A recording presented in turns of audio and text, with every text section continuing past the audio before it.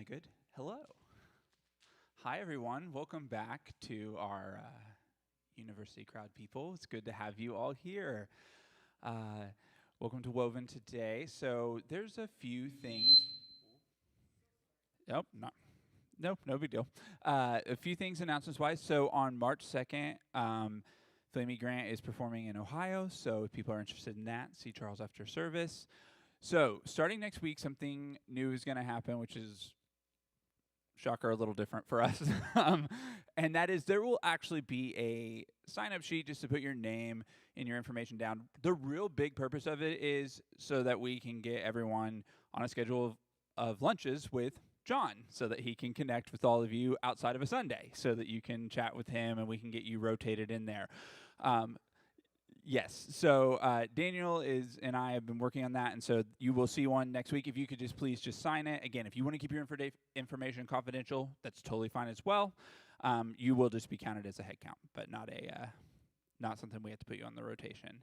And so today is going to be kind of fun because John and Andrew are going to talk about climate change, which will be a fun conversation and an important and relevant one. And next week we're going to talk about media and information and church propaganda and all that fun stuff. So stay tuned for that next week. So just a welcome to all of you, regardless of your race, your gender, your socioeconomic status, whether you like the Bible or not, because I don't, whether you believe in God or not.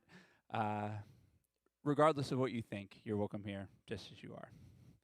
All right, Daniel. My turn. So, if you saw our, oh, thank you, the one. So if you saw our internet posting, you probably saw that we're gonna do some sustainable art practice of some kind, and I initially when I chose to do that, it was because we're going to be talking about climate change, and I figured might as well talk about or do something that helps with climate change in some small way. And I browsed Pinterest, searched all of Google, it felt like, and I couldn't quite figure out like what big art piece can we do that will make some kind of big change. And then I remembered I don't need to reinvent the wheel. And so what we're going to do instead is we're going to make little boxes that you can collect little pull tabs in. The reason I chose to do this is because Woven is a part of Beaumont, and with that come a lot of really cool resources and really incredible projects that Beaumont has been and is continuing to do and work towards. And one of those is recycling these little pull tabs. They're not much, but they're honest work, and and they actually do help in some small way. McDonald's, however controversial it is, does provide housing for families with sick children, especially those who stay in the hospitals for a long time. And so by recycling these tabs, we're able to participate in that good effort, that good service. So if you would like to participate, there are two tables. There's color pencils on this table and different markers and crayons on this one. And there's papers with the outline of these boxes. And what you can do with our little logo on there as well, because I couldn't resist not putting it on there, because it's so good. um, Sorry, I lost my train of thought. So you can color it in. I would inspire you to draw something that makes you think of nature, because nature is pretty cool. And it's a good reminder to have around the house that we're part of nature in some small or big way. So, or you can draw whatever we want, it doesn't matter. So, yeah, you're welcome to join the tables and draw, make some art, and yeah, have fun. And it's a simple box. You guys know how to make a box. Anyway, please. I never know how to end these things.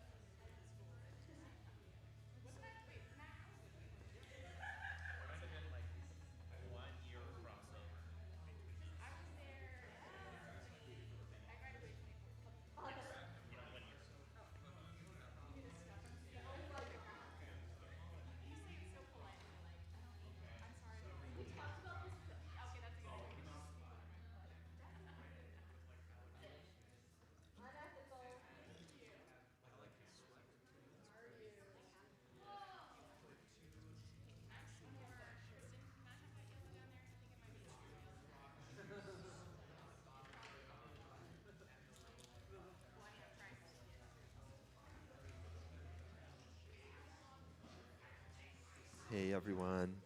I don't know how to I don't know how to help you sort of wrap up your part of that and go go back there.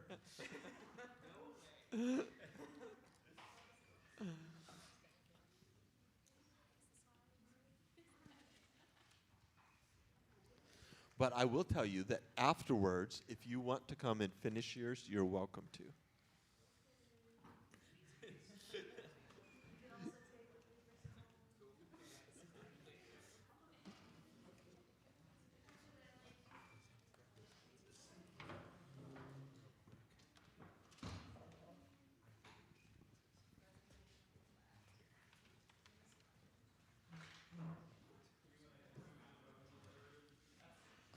Thank you. Someday we've got to figure out this division. I don't know how to do that. Just like how we have to mingle the two sides at some point. Because we're really like one group here. I'm so glad to see you all. I'm John Roller.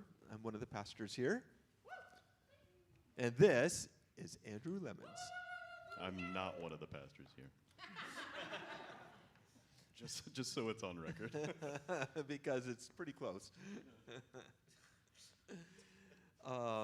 And today, we're going to talk about climate change. And so this is a perfect project for this.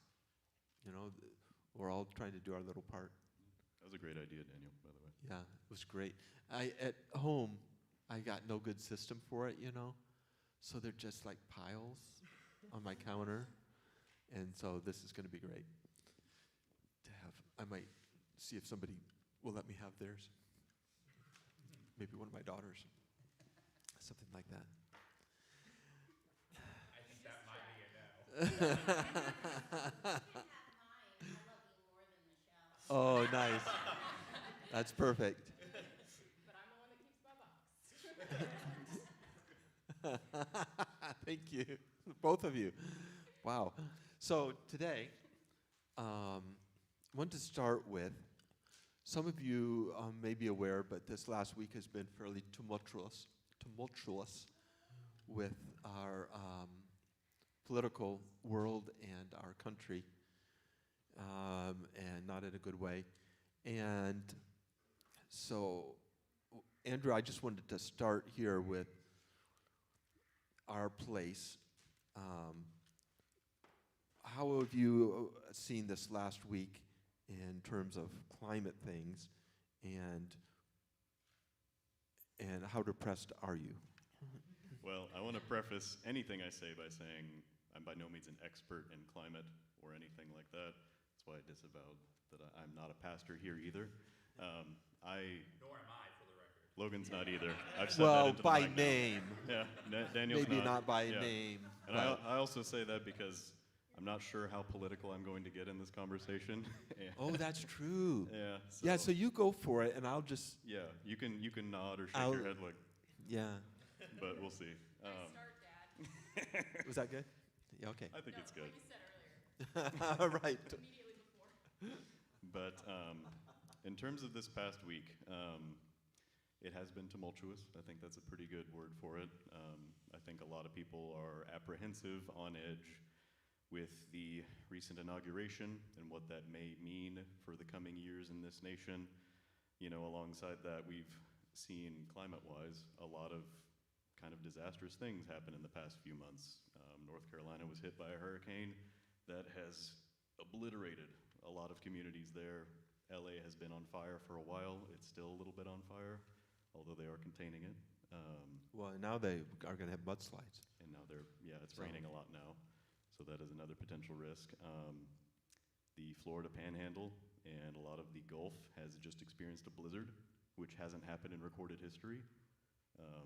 There are people down there who are seeing snow for the first time in their lives, which may be nice for some people, but it's not really what you want for that area of our nation. Yeah, but it's all just a hoax, so. Yeah, so it isn't real, so we really don't even need to talk about this. That was a joke. In case that was missed on anyone. Yeah, subtlety and nuance are kind of going out the window these days, so we'll say that was a joke. But yeah, I'll tell you that when we first decided to talk about climate change here at Woven, I figured that this would be a very depressing thing to prepare for. I expected to feel very heavy and very pessimistic about where we are, and there is a lot going on in our world that makes this still kind of a difficult subject to tackle. For one, there's a lot of denialism that you mentioned that's being very loudly propagated. Can I just say, what the fuck? You can. You can say what the fuck, yeah. I mean, that is that there's still denialism is beyond my imagination. From the highest office in the land, even. Yeah. It's top down. It's I still just happening. don't understand it. You know, and this talk isn't really to change anybody's mind about that. I think we're all kind of agreeing on If some you're a level. denier, this whole thing's not going to make a lot of sense. Yeah, yeah. But I will say, to finish my thought, when I looked into where we are right now in terms of climate change, what's happening in the world versus what people are doing to mitigate all the damage that could happen, I found myself a little bit more hopeful than I expected to be. Which is fantastic. It is fantastic and surprising, and I look forward to sharing those parts with you all today, because you know, there are a lot of things to get up in arms about. There are a lot of injustices and a lot of ways that humanity is really hurting itself right now, in its own marginalized communities. But to me, climate change and what's happening in our world with that right now is one of the biggest things going on that we need to continue doing things about to mitigate. And so, yeah, in spite of the enormity of this huge issue, I think there's a lot of good happening as well. And so I'm cautiously hopeful, I guess, is how I'm feeling. So take us back to, I mean, this week was the culmination, really, of what's been going on for months in preparation, specifically in Project 25, in not a good way. And so tell us some about what is happening in those fronts today. Yeah, so politically, you might have heard about Project 2025, either online or from people you know, or you might have looked into it yourself. It's kind of a sweeping mandate from a conservative think tank called the Heritage Foundation, and it is basically a plan to conservativify the U.S. Fully. And so that involves a lot of rolling back of social progress, a lot of persecution of marginalized groups, immigrants, LGBTQ plus folks. But along with that comes a lot of rollbacks of environmental protections. They want to change the way that we regulate our industries, and basically make it open season for businesses to do whatever they want, regardless of the environmental effects. And you know, our current president said, I think on his inauguration speech, that he's ready to drill, baby, drill. And that is a very ominous statement if you know the implications of that. Yeah, that really cut it to me. I'm so concerned about climate change because of both what it does to the world that we're trying to live in, but also because of what it does in a humanitarian way, in a social justice way. The people that are not going to be able to deal with climate change are the marginalized, are the poor, are those without resources. Those are the ones that are going to bear the brunt of what those who have wealth are causing. And so just as a Christian, we say, we care about this because that is the message of Christ. This morning at Beaumont, I talked about when Jesus picks up the Isaiah scroll and says, the Spirit of the Lord has anointed me to preach good news to the poor. And that is his message for his ministry, and to heal the blind and free the oppressed. That is Christ's message for us. That is what we're supposed to be doing. And climate change is the opposite of that. Yeah, it's much more than an effort to save our planet, our environment, plants, trees, animals, and all of that. I came across a statistic when I was looking into this saying that cities across the world the pollution that they emit through vehicles, through industry, all that kind of stuff. The World Health Organization estimates that kills about 7 million people a year, either through exposure to the elements or to... Every year? Every year. Every year. So like I say, exposure to the elements through just respiratory issues that come from breathing in smog and things like that. This is very much an issue about how we help people, how we help increase the quality of living for people across the world and care for our neighbors wherever they are. Take us down. Well, first of all, I before... feel like I've already taken us down a little bit. Yeah, so let's backtrack to your hopeful place for a moment. Yes, yes. What are some of the good things that are happening on the climate front? Yeah. Because it has been a hard week for some of us. Yeah. And I'd love to be encouraged. Yeah. So there are actually many good things happening right now. This is maybe something for those of us who are a little older in this room, but I don't know how many of you are familiar with the term acid rain. Is that fairly familiar? Really, I would be. How many on this side of the room? Okay. Really? Yeah. That's terrific. Good okay. deal. Yeah. Well, this was, I remember when I was much younger, acid rain was kind of in the same vein as like quicksand or things that like were, I was told this was potentially be a very big issue when I got older kind of thing. The EPA, Environmental Protection Agency, put a lot of regulations on big business. I think this was, I forget the exact time frame, so I'm not going to misquote it, but when the EPA put a bunch of regulations on businesses in the US, it effectively made acid rain impossible. That's right. In our country. So our government put a lot of protections in place to ensure that acid rain would not be an issue for anybody in this day and age. They fixed it. They basically fixed it with the regulations they put on big really business. did. It was a thing. Yeah. Like, government had a huge problem. They somehow mustered the political will, and they fixed it. Yeah. Yeah. Just like climate change. Yeah, yeah. And I guess more recently even, I looked into the Paris Climate Agreement. Yeah. It started in 2015. Because of the efforts made around the world to adhere to those standards, the projected temperature increase for our world has gone down from a total of 4 degrees Celsius down to 3.1 degrees Celsius.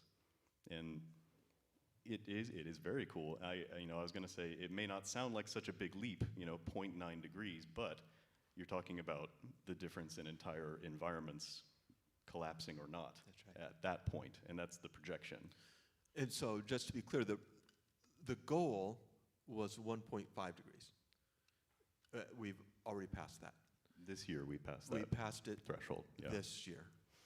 But what the fear was, the worst thing would be 4. And because of what's happened in Paris, governments have moved that down to 3.1. Yeah, and that's just in a decade. And the unfortunate thing about all of these issues and these solutions is you can't just sign a bill that says this will end climate change today. It's done. We don't have to do anything else. Like, these are things that will be measured in decades and in centuries and all of that. So to see that this change happened almost a full degree in a single decade is actually incredible. That we've done that much in that amount of time. And part of that is a bunch of alternative energy sources are becoming a lot more available and a lot cheaper now. I found this out. The UK shut down its last remaining coal power plant this year. So yeah. That's amazing. So I did not know that. Yeah, they are entirely done with coal power. Yeah. Fantastic. Yeah. So there's a lot happening in the industrialized world and in developing countries to basically help those countries develop in a better way than we did back in like 1890 when, you would die at 40 from smog exposure if you lived in a city. Yeah. Tell us some other things that are going well. Yeah, so I mentioned alternative energy sources. It's estimated that solar energy usage is up about 4,000% worldwide from where it was in 2010. And so it's becoming a lot cheaper to use and a lot more 15 prolific. years. That's tremendous. Yeah, it is tremendous. It's expected to overtake oil and coal power by the mid-2030s, I think. And that's without those industries like stopping in any significant way, just because of how much solar is growing. That's expected to be done. Also, I don't know if you've heard of the hole in the ozone layer. That's probably something you've seen mentioned before. It's estimated that we will actually have that fixed by 2066 with current. Yeah, it has shrunk. It has shrunk, dramatically. yeah, The yeah. whole. Yeah, we first really started concentrating on it in the mid 80s. And so for it to be kind of fixed within a century is actually a really cool development as well, Yeah. which will also prevent a lot of Antarctica from melting and raising sea levels and raising sea acidity and things like that. So it will have cascading effects for the benefit of the environment. Yeah, excellent. Yeah. Have you seen anything in terms of, so nuclear power? For some of us, I think they're calling us climate realist. That are the people that think that nuclear is a great idea. That's me. Nuclear power has become so safe and it's so efficient. It just solves a lot of our problems really quickly. And they're making great progress on it, both in making small nuclear reactors and in large. If you're interested, the generation they're working on is the 4th generation. And the 4th-gen ones are just super safe, super cost-effective, great amounts of energy. And there's really no downside. It's just the political will to say that we're going to do that instead of oil. Yeah, and I think people use a lot of, the well-publicized nuclear disasters to kind of try and sway people away from that. I didn't do a lot of research on that myself, so I didn't want to try and speak with authority on it, but I had heard also that nuclear power was actually very clean, very efficient. It's something that could be very viable in the future. And it's not indicative, the disasters we have experienced aren't indicative of how safe generally they actually are now. That's right. Yeah. So there are two things. One is they're so much safer now than they were. And how many of you have heard of the 3 Mile Island disaster? Okay, not so many on this side, but yeah, of course. Turns out no one actually died from that. It was the United States' worst nuclear disaster, nuclear power disaster, and no one died. Compared to how many people have died in oil disasters, and I mean thousands and thousands. It's just one comparison, and it's the only way I think that most of us can, well, not most, that at least climate realists can see a way through this for the energy part of it. And I think that probably will account for a lot of energy moving forward, hopefully. I think that would be a good idea. Well, because sun, solar, and wind are fantastic, but they're weather dependent. Solar doesn't make energy at night, and we don't have good enough batteries yet to make them. It is on its way as well, though. It is on its way. Specifically solar, yeah. Yeah, it is, and we have solar panels on our house. I mean, we believe in solar. Yeah, Solar's yeah, fantastic. absolutely. It's becoming a lot more cost efficient, a lot more energy efficient, I guess. Its accumulation and storage and all of that. Yeah, and so it's a several prong approach. Yeah. It's doing renewables and nuclear together. Yeah. Yeah. Well, what about the future? And I don't want to just to go down the dystopian rabbit hole necessarily, but where do you see the world headed in the next couple decades as far as how is this going to play out? What's happening in both the good and the bad? Yeah. Because we already have reached the 1.5, so. We have, and I think it'll be a mixed bag.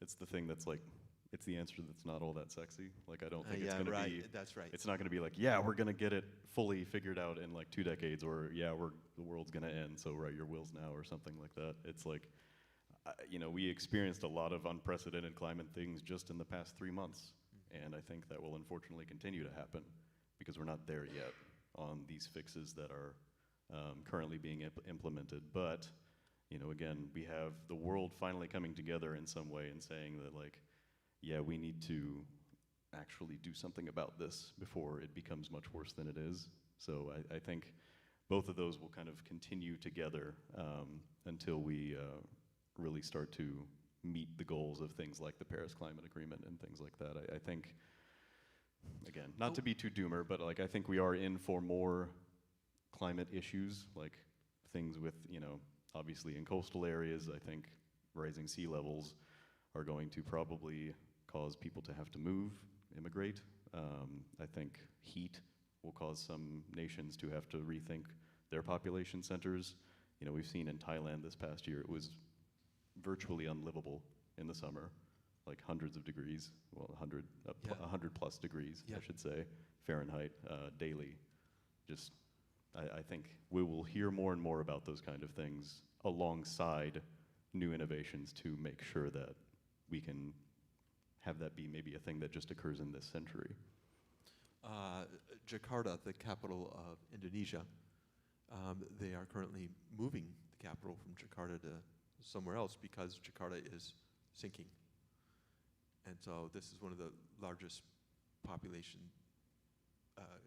countries in the world. And Indonesia just has obviously a tremendous amount of coast. It's a bunch of islands. And so that's gonna, that kind of thing is gonna change.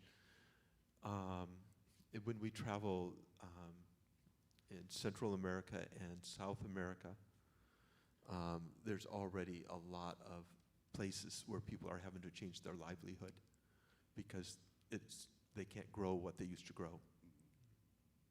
I heard, just a little anecdote, I heard of there was a rural African village that I heard about that basically had to replant itself somewhere else in the deep jungle area. But they discovered that in their new location, they could actually harvest the bananas in that location to make banana wine.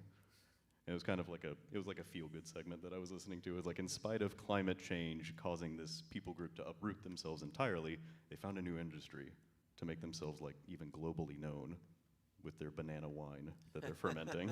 And so it's like, it's kind of a silly example, but I see that and I think that we are resourceful just as a species. And I think if enough people do pay attention and put their minds to it, we can continue to mitigate these issues and, again, hopefully cause this to be a thing that only occurs within the next century, and maybe we move forward from there. Well, and so if there is a saving grace to climate change, it's that overall it happens gradually. Like sea levels rise gradually over the next, 50 years. And so that gives us time to respond in years. But people talk about climate migration. And already we have climate migration. And when that gets more severe, one of the big questions, I think, is how do people respond? Like, all of us have seen dystopian movies where everybody turns against each other because things are bad. But my experience has been when things get bad, people more often pull together and are helpful towards each other. And I guess my question is, do you think, is that a realistic idea that we could, over the next decades, that over long periods of time, we could become a people that really do care about migrants? Or are we going to be in a place like what's happened in a lot of Europe and certainly what's happened in America, where migrants become the enemy? That's a big question. And I think, on the whole, I think people will be more accommodating of the other, of the immigrant, of the migrant. I think a lot of that sentiment is going to come down from countries' leaderships in terms of just generally how people feel about that kind of thing. I think in general, if a town realized that the next town over was suddenly on fire and people had to come take refuge in their hotels or in their inns or something, they would welcome that. I have the same perspective as you, that people generally would step up to that moment and say, we will take in the foreigner, so to speak. I think how our leaders talk and the national conversation matters, though. And I think that people can be swayed by those narratives. I think we're seeing it now. I'm amazed. Good people that I would have thought of from my past life to be really good people don't care a lick about immigrants. Like, they care about the border being secure. They don't seem to care about people being in need. And these are people that I grew up with, in the church. I don't understand that. Like, and I think it's what you've just said, there's this top-down thing that says, oh, this is all bad. These are all bad people. And somehow people believe them. Yeah, and I think that's why the conversations that nations' leaders have matter. Not true and false is, of course, a significant reason why it matters, whether something is actually true or not. But I think just the way that nations' leaders talk about issues matters as well. Like, it's one thing to say, America has energy needs, and so we probably should look into more coal drilling just for the time being. That's a more reasonable thing to say than just, yeah, we're gonna drill, baby, drill. Whatever, let's just do it. It doesn't matter. There's different sentiments in those two statements. Right. Yeah. Of like, one is an unfortunate necessity right now. That's actually something that India's government's talked about recently too. They are, I think, the third largest solar energy provider in the world right now, and their leader has also said, we may also need to look into some coal drilling for our energy needs right now. They are still building coal They are doing plants, that, yeah. But whereas China, what? I'm not sure where you're going with that. No, you were going to say about China. Oh, no, I was going to say alternatively with our own nation.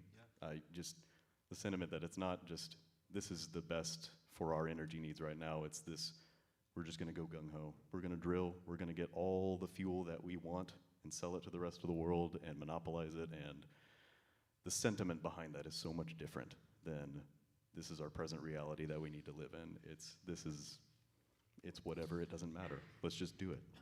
I would like to suggest that Americans are not more valuable than people from other countries. Now, I Brave. know that's I'm Brave putting statement. myself Yes. out on a limb here. But is that a possibility that we could say that? I would hope so, because I agree with it.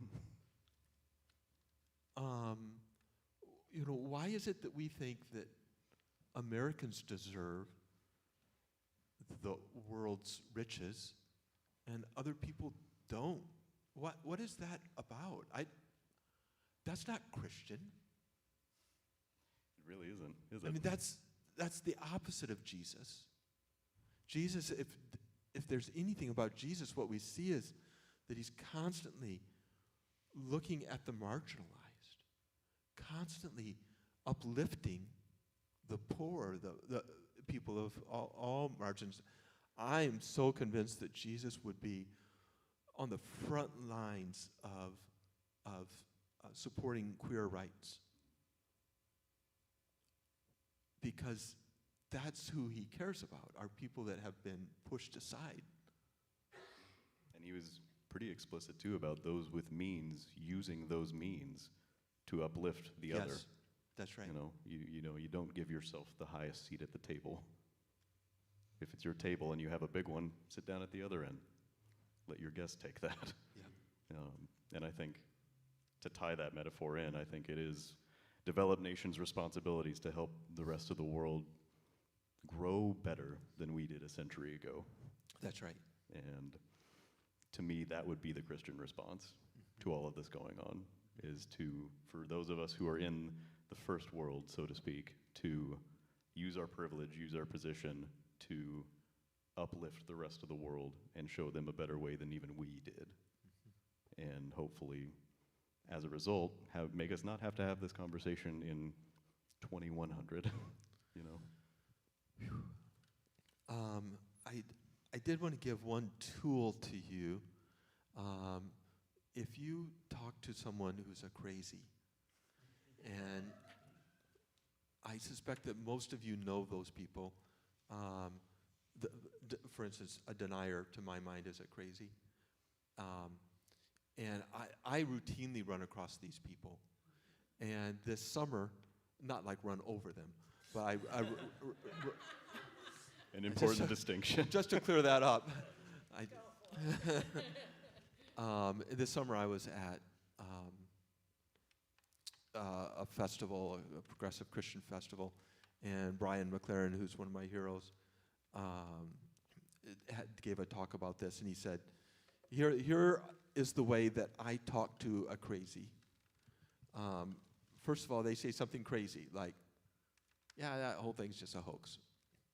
And you respond this way. Wow. That's always, it's a very important first word, like, wow. Followed by, I don't see it that way.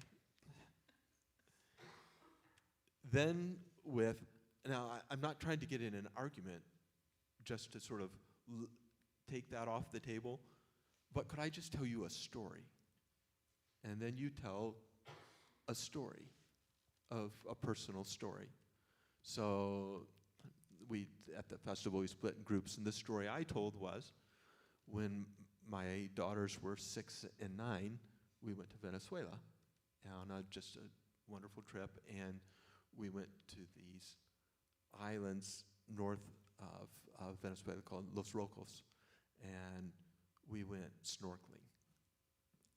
And you could not believe it. I mean, these corals were gorgeous and fish everywhere.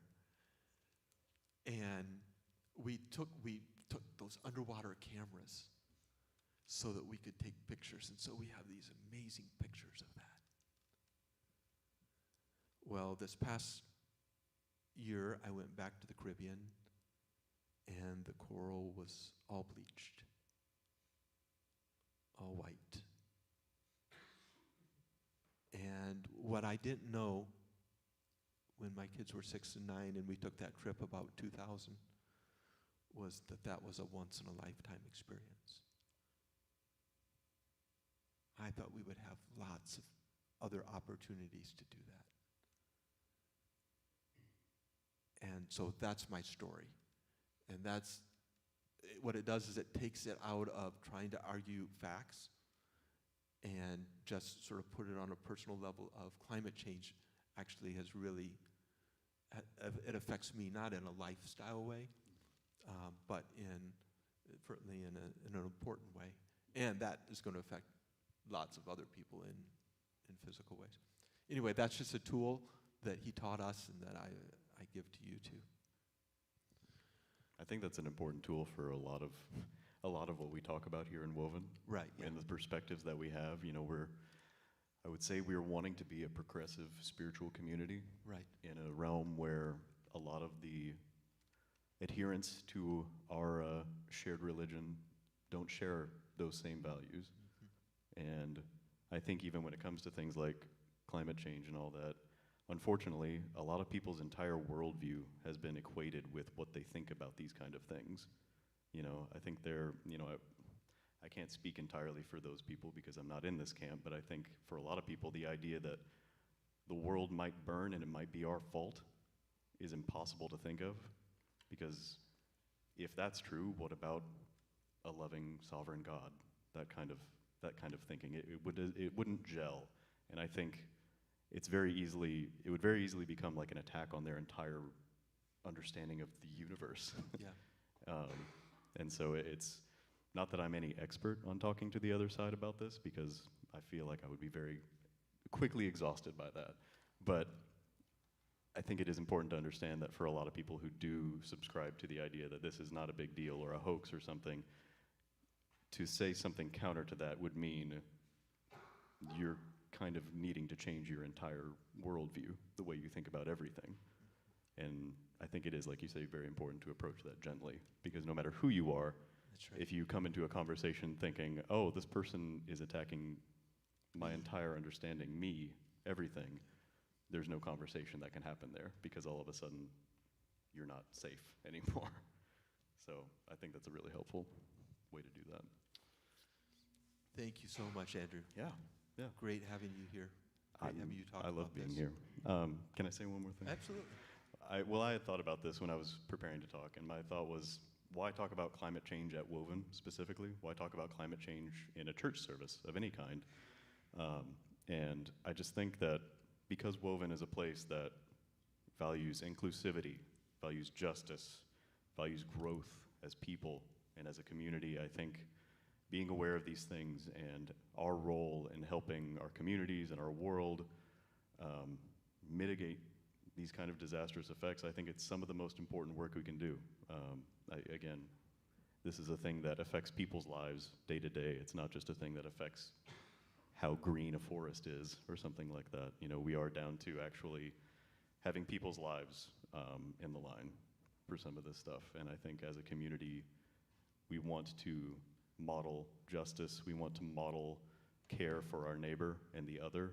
And I think, you know, being aware, doing our small parts on the ground, and advocating for better responses from our leaders is part of how we do all those things. And that was kind of my intention with this. That's super. Perfect. Thank you so much, Andrew. Thank you. And we're going to transition now into this time of coming to the table. And it's odd to me, but communion in a lot of my life was held out as an exclusive event. Only come if you are sort of worthy. Only come if you've done these things, whatever it might be. And just how backwards that is from what I think Jesus means with coming to the table, which is this inclusive. It's crackers and juice. It's just crackers and juice, and it's an invitation. We can all do this. It's inclusive. You don't have to believe anything to do this. I want you to know that I am here for you. And that's such a different place than us being here for Jesus. This is Jesus saying, here I am. I'm available to you. Anyone. Everyone. And so today, you can come up and take some goldfish. We have the rainbow goldfish today. Oh, yeah. Or crackers and some juice. Take it back to your seat, and then we'll take it together in a minute. And you don't have to either, but this is an invitation for anybody that wants to. Come on.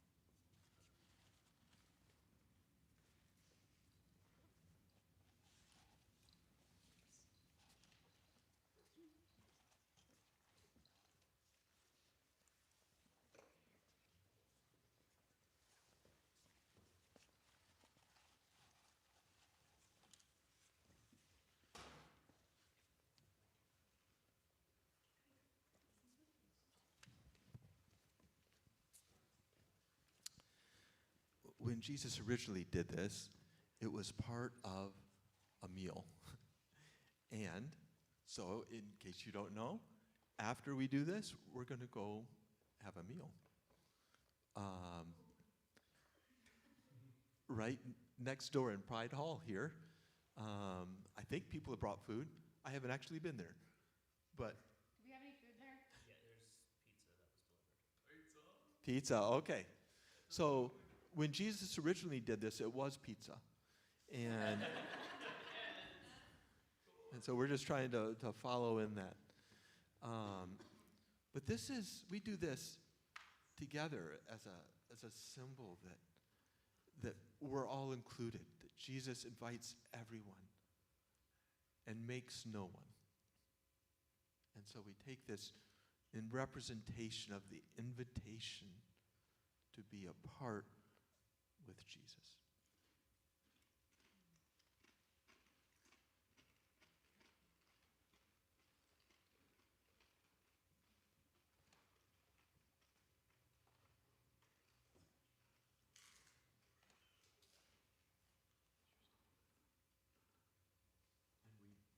And we drink this in celebration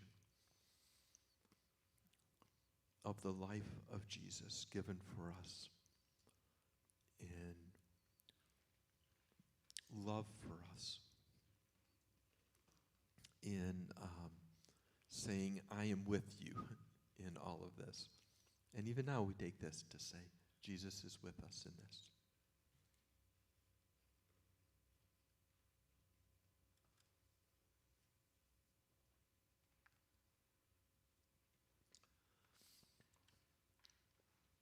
It's so good to have you all here today. Great to have you. So good to be with you. Thank you, Andrew. Thanks, Daniel, for this stuff. And we will be back next week. I'm real excited about that conversation about media, and I think that would be great for us. So now we're going to just adjourn to Pride Hall for any that would like to have some food together. Thank you all.